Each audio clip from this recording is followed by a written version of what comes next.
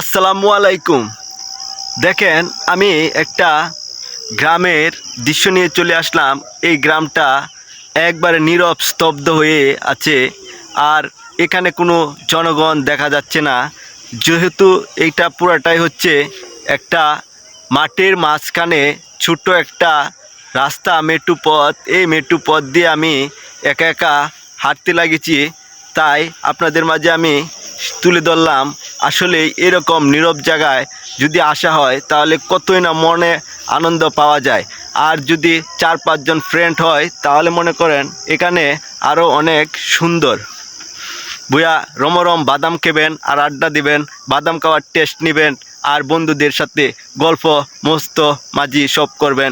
এগুলা নিয়েই আমরা সবসময় ব্যস্ত থাকতাম।